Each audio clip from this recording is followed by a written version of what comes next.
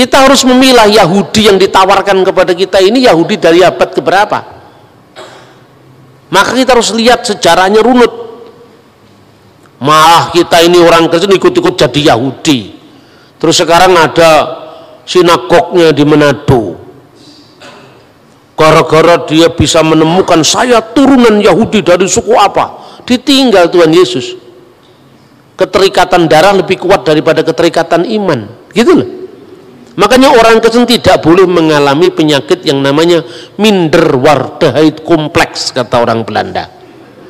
Jadi penyakit minder ini yang membuat Anda ini pengikut Yesus kok minder, kan gitu kan, nggak boleh yang seperti itu. Nah, saudara-saudara yang terkasih dalam Tuhan, dengan munculnya agama Islam, kota Yerusalem punya status baru, yaitu kota suci ketiga setelah Mekah dan Madinah. Tapi itu kapan mulainya? Maka semua klaim-klaim baik itu Yerusalem itu miliknya Islam, itu tanah wakaf sampai akhir zaman misalnya, kemudian dia Yahudi, untung orang Kristen tidak terlalu ikut mengklaim. Karena apa? Bagi orang Kristen Yerusalem baru itu lebih penting ketimbang Yerusalem sekarang. Sekalipun keterikatan kita dengan Yerusalem lama ini tetap ada, karena ini historis sifatnya, sejarah sifatnya, antara nubuat dan penggenapan, antara simbol dan hakikat. Makanya tidak mungkin ada perjanjian baru tanpa perjanjian lama. Tidak mungkin ada Israel baru yang disebut gereja tanpa Israel yang lama. Sedangkan simbolnya aja mulai Pesah, Paskah juga sama kok. Kitabnya orang Yahudi utuh-utuh kita terima tanpa revisi apapun. Soal beda terjemahan itu lazim lah. Yang luar biasa kan gini, orang Kristen dituduh kitabnya palsu. Ini pembahasan besok. Bayangkan 2000 tahun lebih Samaria Yahudi berpisah. Kurang dari 2000 tahun, sejak tahun 90 Masehi Kristen dan Yahudi berpisah. Tapi Tauratnya masih sama, yaitu Taurat Musa itu loh, dari Kejadian, Keluaran, Imamat, Ulangan, Bilangan, Ulangan, sama. 2000 tahun berpisah, Tauratnya Yahudi, Tauratnya Samaria, dan Kristen sama. Cuma orang Samaria tidak percaya dengan Yosua terus sampai Maleakhi, dia tidak percaya. Karena apa?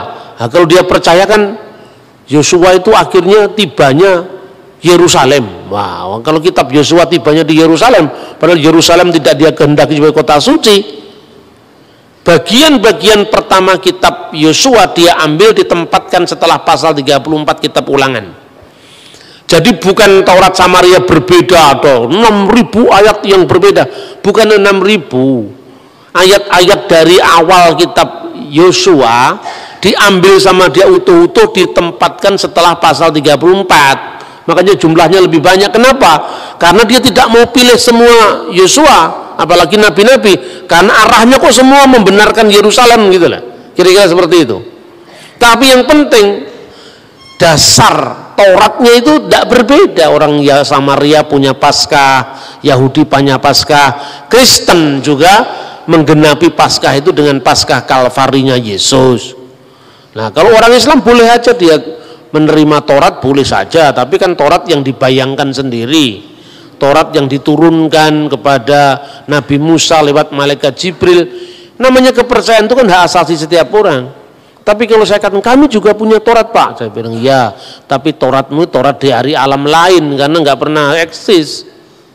Tauratnya Islam kan Taurat dari alam lain, kan nggak punya eksistensi sama sekali. Dia hanya mengandaikan ada Taurat yang digambarkan, diwahyukan, tapi dia menolak Taurat yang ada sekarang dengan tuduhan pemalsuan. Yang justru ajaibnya itu apa? Kristen, Yahudi, Tauratnya masih sama.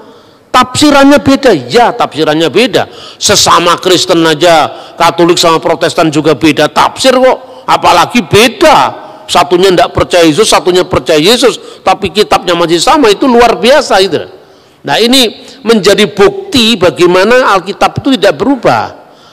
Secara khusus tentang Yerusalem, orang Yahudi punya keterikatan dengan Bait Allah, khususnya Hakotel Hama'arafi, yaitu tembok barat yang dikenal dengan Haitun al-Mubaka.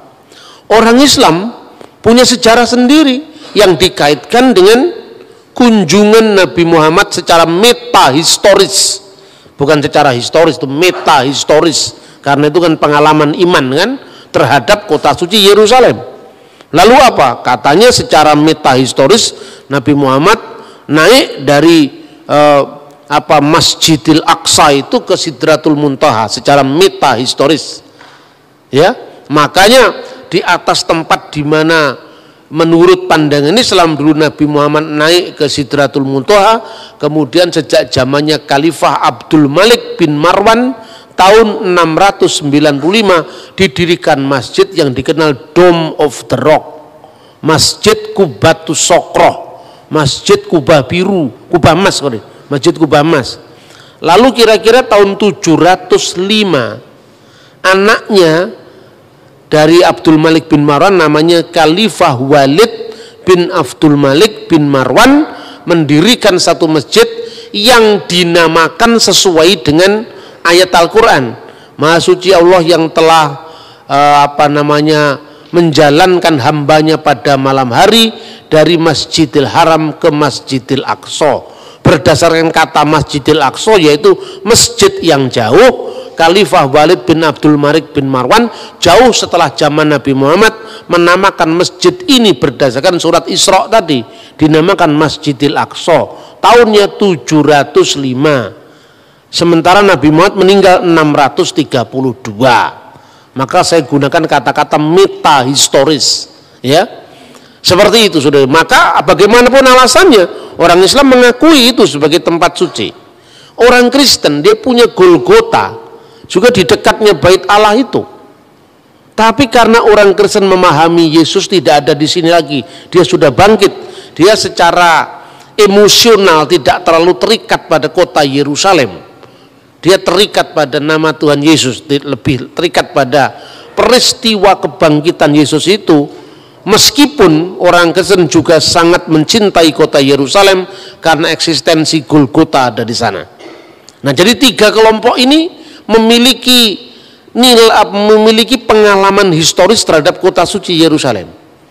Lalu Palestina dan Israel secara politik, bagaimana dia memahami klaim-klaim ini kan? Ya. Lalu klaim historis itu miliknya Palestina atau miliknya Israel? Kita uji pertama. Sekarang kita uji klaim Israel dulu. Orang Israel selama 2000 tahun mereka selalu berdoa, berharap, mendamba. Mereka selalu mengatakan tahun ini kita di sini lasana habba'ah Yerusalem, tapi tahun depan kita di Yerusalem. Itu bukti liturgis bahwa mereka selalu merindukan kota Yerusalem sekalipun mereka terserak-serak di seluruh dunia. Yang kedua, di dalam teks yang tadi sudah saya kutip yaitu Megilat Ta'anit, gulungan puasa. Orang Yahudi mengakui dokumen itu tahun 160 Bait Allah diruntuhkan, dibakar dengan api tepat di tanggal 9 bulan Ab atau tanggal 5 Agustus tahun 70 Masehi sekitar sembahyang minkah yaitu jam 3 petang. Tanggalnya, tahunnya sampai jamnya dicatat loh saudara-saudara. Artinya kalau orang yang tidak terlibat betul dalam pengalaman sejarah Yerusalem pasti tidak bisa menulis seperti itu. Iya kan? Itu satu. Bedakan dengan pengalaman metahistoris kaum Islam tadi. Identifikasi kota Yerusalem itu terjadi baru sejak zamannya Khalifah Abdul Malik bin Marwan. Penamaan Masjidil Aqsa itu dinamakan berdasarkan Quran. Jadi namanya sudah ada, masjidnya belum ada. Artinya ini berbeda dengan pengalaman orang Yahudi di mana jamnya, tanggalnya, tahunnya, ritualnya masih ada sampai hari ini yang namanya puasa perkabungan Tis'a B'Ab. Kemudian data di luar Alkitab. Data di luar Alkitab, pertama saya menemukan prasasti yang ditulis oleh Fir'aun Merenpetah. Itu berkuasa kira-kira tahun 1213 sampai dari 1203 sebelum Masehi.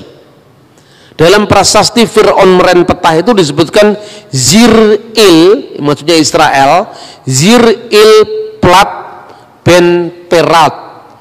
Israel telah dibiarkan gersang, benihnya tidak ada lagi. Ini setelah peristiwa Eksodus. Jadi Fir'aun merenpetah itu hidup setelah Fir'aun Eksodus yang menceritakan penaklukan terhadap Yerusalem, terhadap Israel.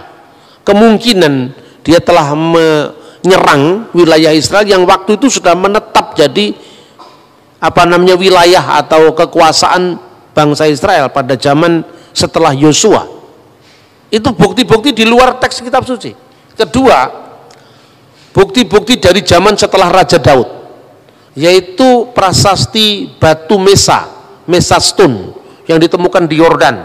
Kalau saudara pergi ziarah ke Israel, Anda akan menemukan replikanya itu di Gunung Nebo, di gereja Fransiskan Katolik. Di situ ada data arkeologinya yang namanya batu Mesa. Di situ tertulis itu zamannya Israel sudah terbelah menjadi dua.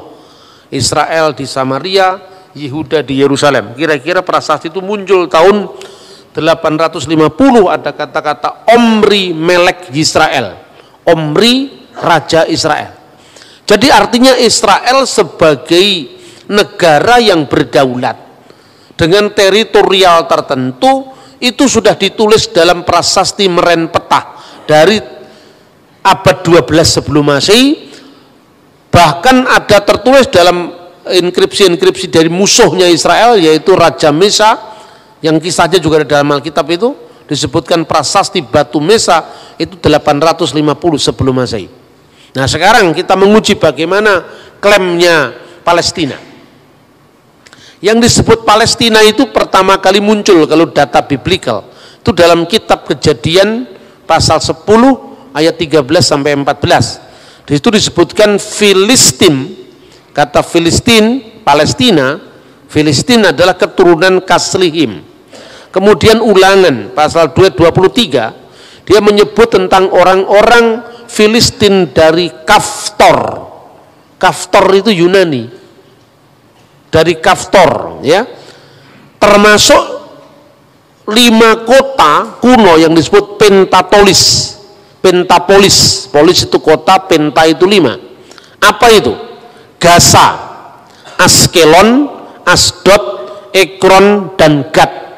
Maka kita melihat Goliat dari Gad itu menjadi wilayahnya orang Palestina. Wilayahnya di mana?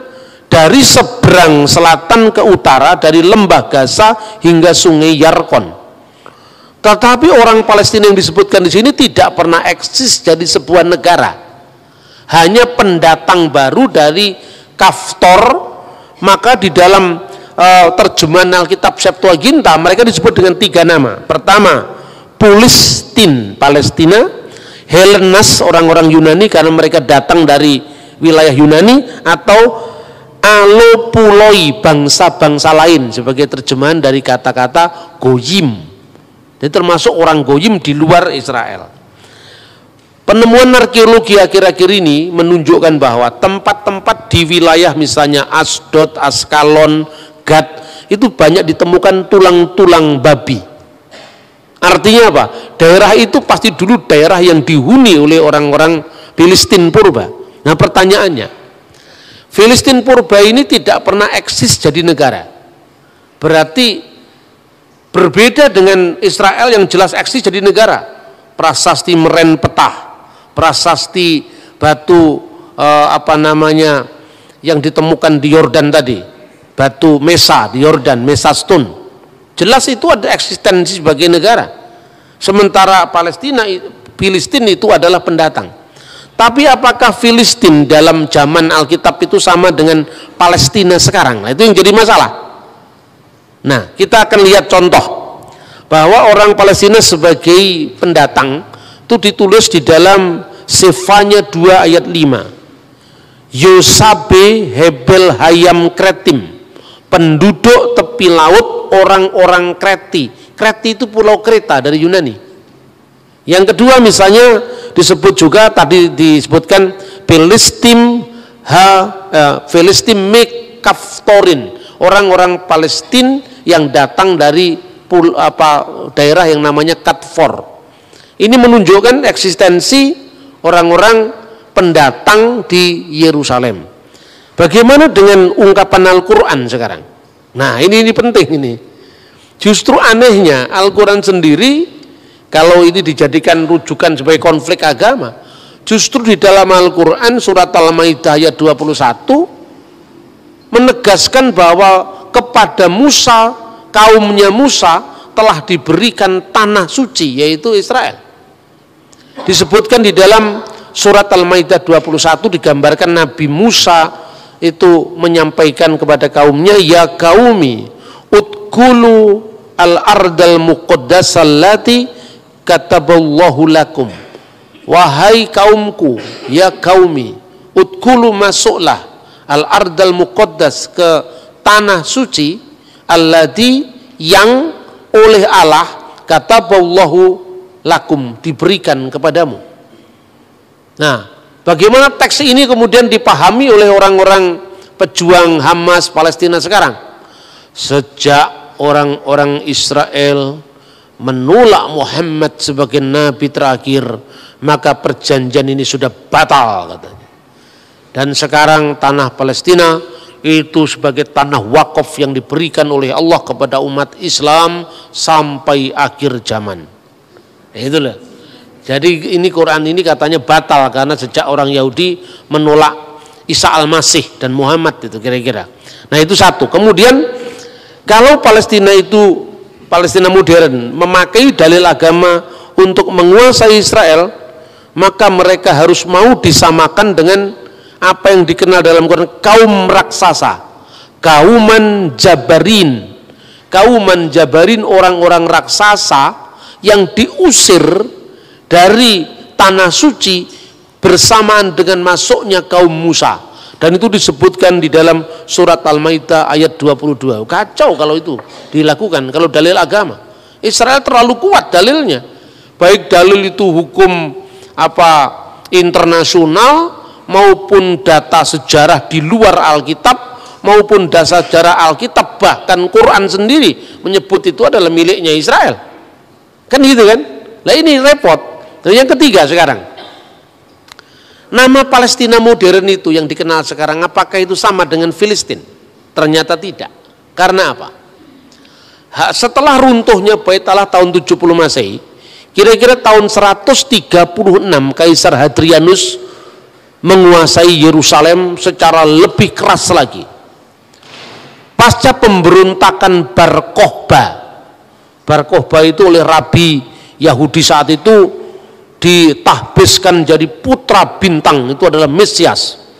Tapi ketika Bar Kokhba kemudian ditundukkan oleh Romawi, maka orang-orang Yahudi semua terusir semua. Saat itu nama Israel harus terhapus dari peta sejarah. Makanya dibuat sebuah strategi untuk menghapuskan negara Israel. Nah, pada zaman dahulu Israel kan dijajah oleh Romawi. Pada saat kematian Herodes Agung, ketiga anaknya diberikan warisan oleh pemerintah Romawi karena bangsa Yahudi tidak suka dan ketiga anak Herodes Agung ini, yaitu Herodes Antipas, kemudian Herodes Archelaus, kemudian Herodes Philippus. Mereka tidak setuju dengan tiga-tiganya, tapi dipaksa jadi tiga.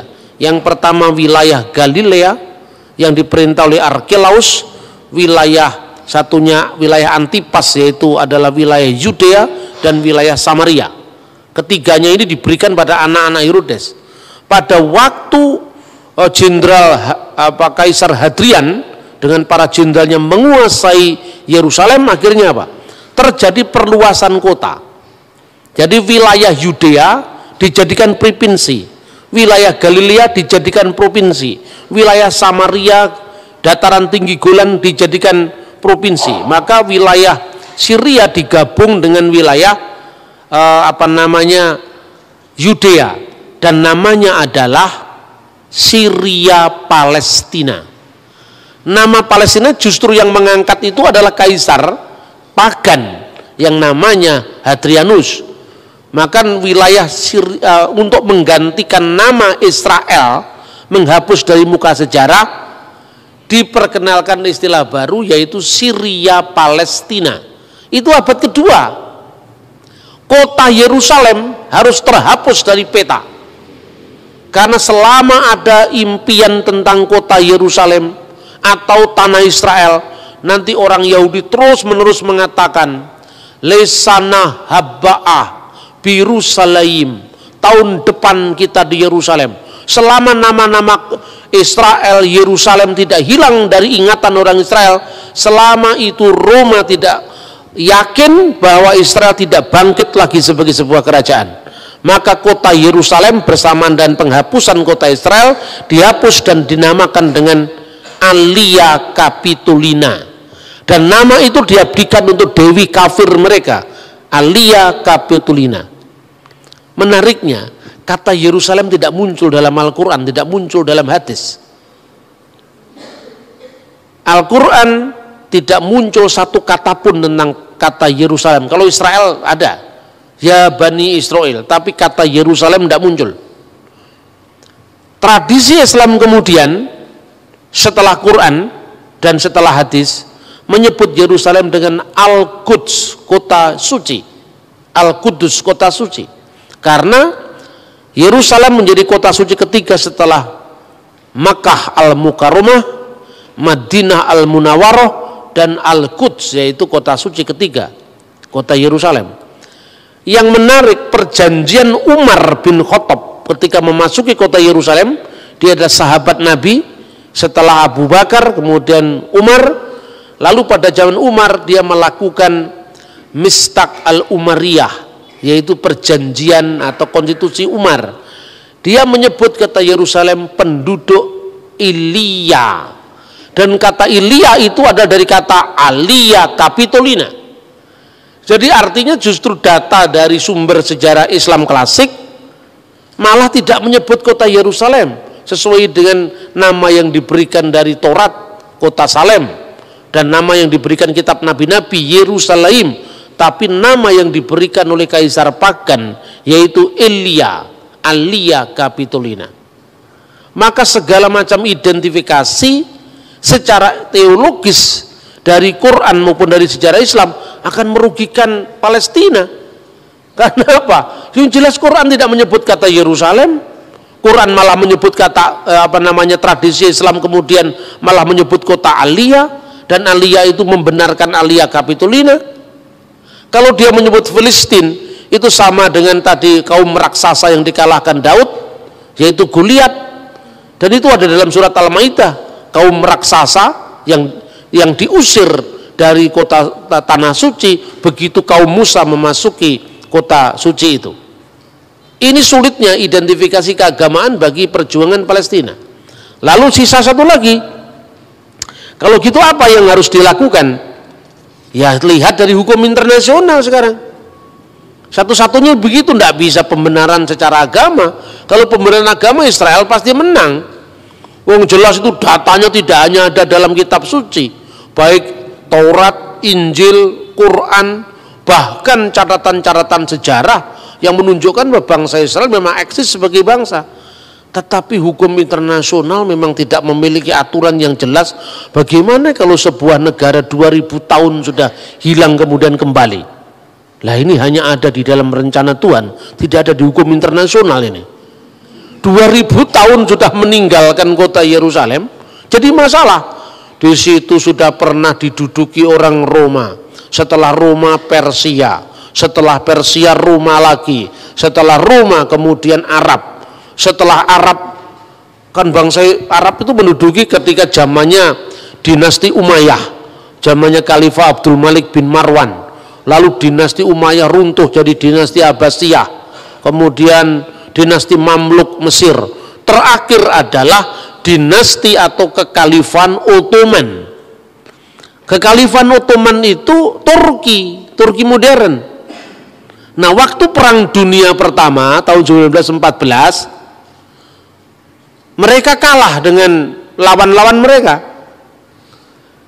Karena Turki di pihak yang kalah perang, maka otomatis daerahnya diserahkan kepada yang menang perang. Itu Perang Dunia Pertama 1914. Lalu diserahkanlah kepada Inggris.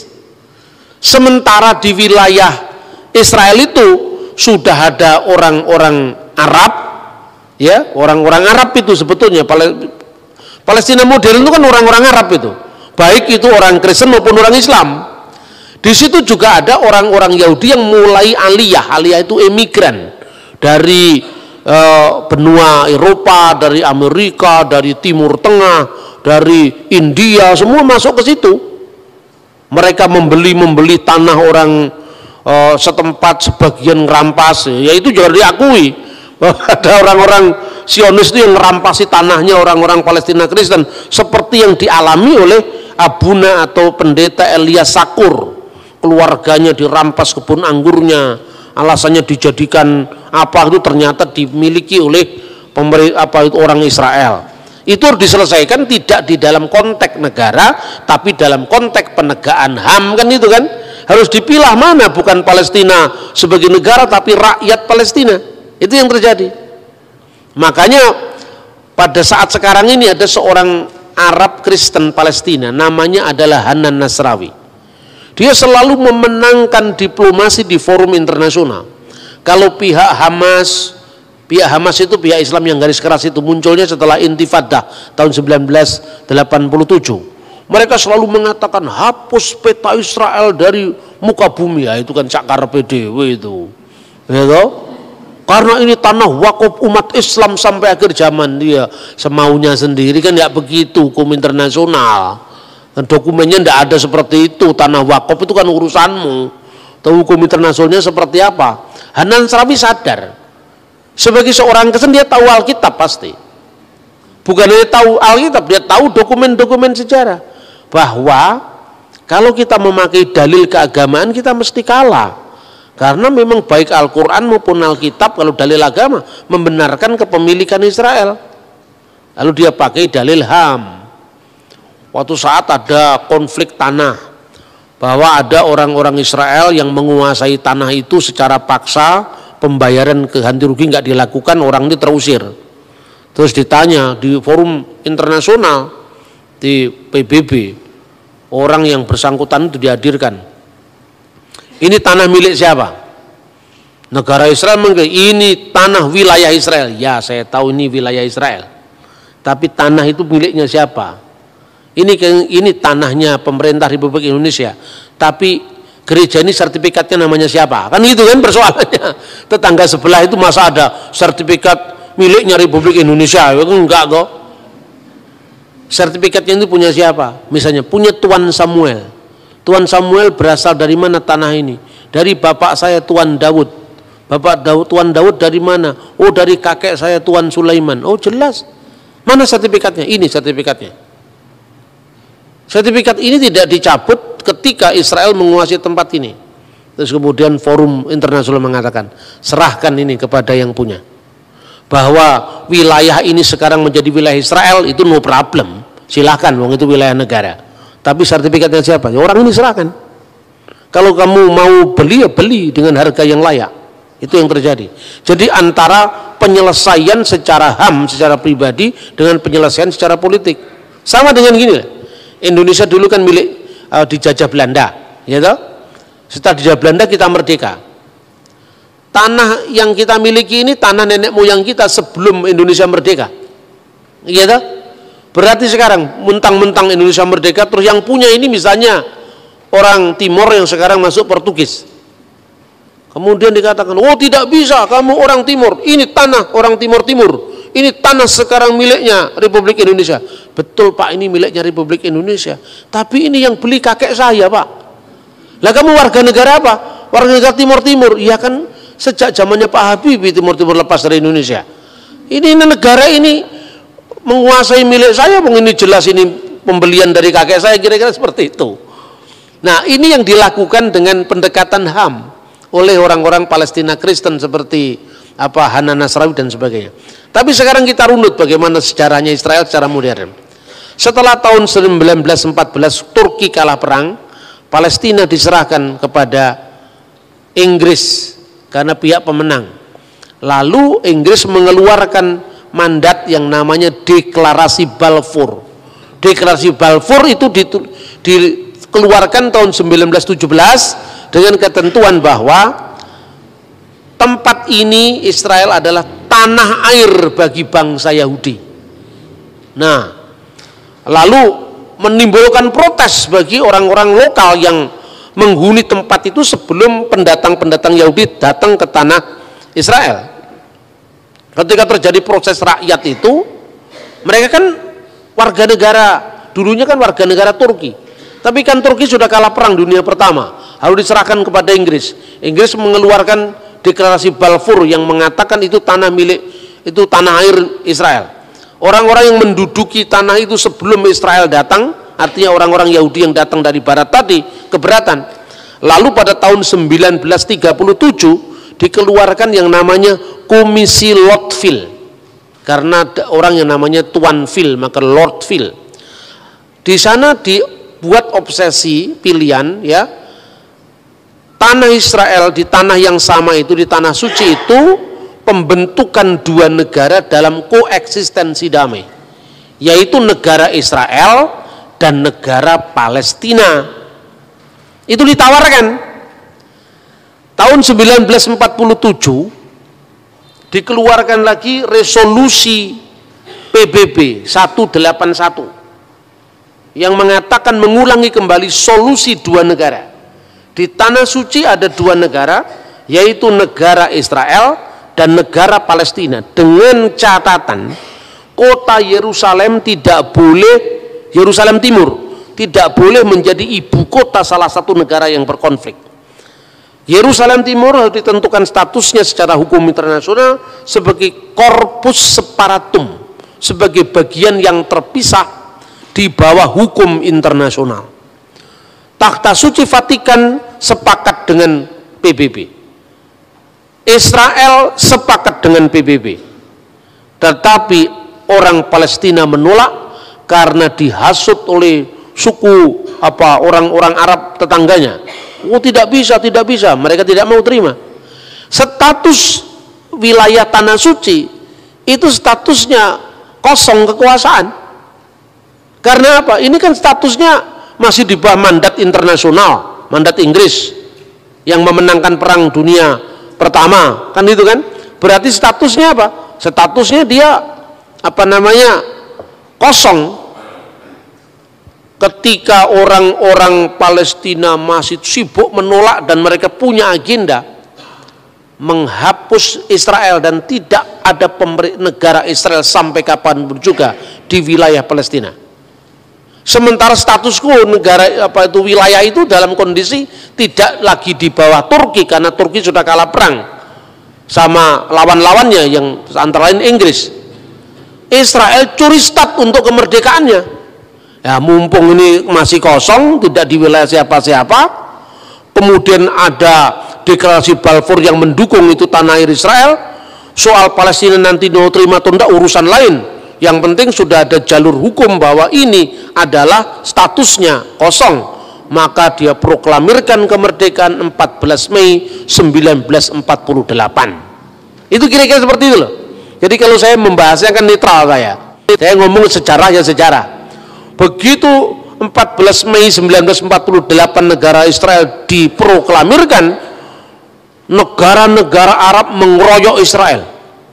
Salah satunya Libanon, Suriah, Irak, Yordan, Mesir, dan Saudi Arabia. Negara-negara Arab yang mengeroyok Israel itu tidak semuanya Islam. Libanon mayoritas Kristen waktu itu. Jadi tidak bisa kita batasi hanya konflik agama. 5 negara tadi kalah semua sama Israel. Dan ini orang yang heran, pengamat militer juga heran. Ini negara kecil baru bangkit begitu, kok bisa menang sama negara-negara raksasa dari 5 negara loh. Lebanon, Suriah, Irak, Yordan, Arab Saudi. Bahkan kemenangan itu telah menambah wilayah. Yang dulu kan ditentukan, ini wilayah Israel, ini wilayah Palestina oleh mandat PBB. Resolusi 181. Dengan kemenangan perang itu dia menambah wilayahnya 50% lebih. Jadi dari dulu yang menjadi wilayahnya Palestina sekarang menjadi wilayah Israel. Lah, ini kan bukan pencaplokan, ini menang perang kok. Salahnya sendiri kamu menolak kemarin. Kalau kamu menerima opsi 2 negara selesai kan wilayah masing-masing. Lah ini kamu menolak, kemudian kamu ngelawan kami, kemerdekaan kami perang dan kamu kalah. Lah ketika kalah kan kemudian wilayah yang dimenangkan tadi secara hukum internasional diakui sebagai pemenang perang. Seperti kasusnya menangnya perang Inggris dan sekutunya atas Turki dan sekutunya. Gitulah kira-kira. Nah, perlawanan tidak berhenti. Mulai muncul selain perang tahun 48, lalu disusul lagi perang 6 hari tahun 1967, terakhir perang Yom Kippur 1973. Di perang Yom Kippur itu menarik. Orang Yahudi pada masa raya kan tidak boleh perang, diserang mendadak, tapi ya menang akhirnya. Nah, ketika Israel itu menang, ini menjadi problem bagi negara-negara itu. Kemudian perjanjian terus dilakukan. Muncullah Yasser Arafat. Yasser Arafat itu istrinya orang Kristen, menikah campur itu, menikah beda agama itu. Jadi di Timur Tengah itu istrinya tetap Kristen, makanya dulu kalau Natalan selalu istrinya itu datang ke gereja, ikut liturgi sampai selesai, Arafat menunggui di sampingnya. Di Timur Tengah yang begini bukan pemandangan yang aneh. Biasa ulama masuk gereja mengucapkan selamat Natal itu biasa. Itu yang dilakukan oleh Rafsanjani di Iran, yang dilakukan Syekh Al-Azhar di Mesir, yang dilakukan mulai Presiden Yasser Arafat sampai Presiden Mahmud Abbas. Palestina sekarang itu biasa. Hanya orang Indonesia aja yang lebih Arab ketimbang orang Arab. Tapi ya sudah, ini kan urusan akidah masing-masing, silakanlah. Saya cuma membandingkan bahwa mengucapkan selamat Natal di negara-negara Arab itu bukan hal yang aneh itu loh. Kemudian solusi dua negara tadi diterima oleh Arafat. Arafat menerima solusi dua negara, tapi pada pihak lain tetap intifadah jalan. Artinya ada orang Palestina moderat di garisnya Fatahnya Arafat ini, lalu orang Palestina yang garis keras, faksi agama, melahirkan yang namanya Hamas. Pada saat keras-kerasnya intifadah itu tahun 1987. Akhirnya sejak saat itu Palestina terbelah menjadi dua, yaitu faksi Hamas dan faksi Fatah. Itu yang terjadi seperti itu. Nah, pada saat sekarang ini setelah pemilu tahun 2006 ya, kemudian sebelum itu ya tahun 80-an itu sampai Presiden Anwar Sadat mati terbunuh itu kan karena perjanjian damai dengan Israel. Nah, 50% lebih dari kemenangan perang tadi lewat meja perundingan sama Israel dikembalikan ke Mesir. Maka Sinai saya kembalikan, ya, wilayah Yordan juga ini milik kamu, tapi kamu jangan ganggu saya lagi ya. Nah, makanya sejak saat itu Yordan sama Mesir sekarang menjadi sahabat Israel, Saudi menjadi sahabat Israel, Irak belum, Lebanon masih keras ya kan. Itu yang terjadi sekarang ini. Nah, kemudian baru beberapa tahun terakhir ini mereka ingin menerima solusi dua negara damai, tetapi minta wilayah sebelum perang, yang tidak bisa dong. Loh, kamu kemarin kan ngelawan perang, setelah perang saya menang, masa wilayah yang sebelum perang yang ditentukan PBB kamu minta lagi? Tidak bisa. Jadi itu dikatakan pencaplokan wilayah-wilayah Palestina itu sejatinya tidak seperti itu. Ini secara jujur.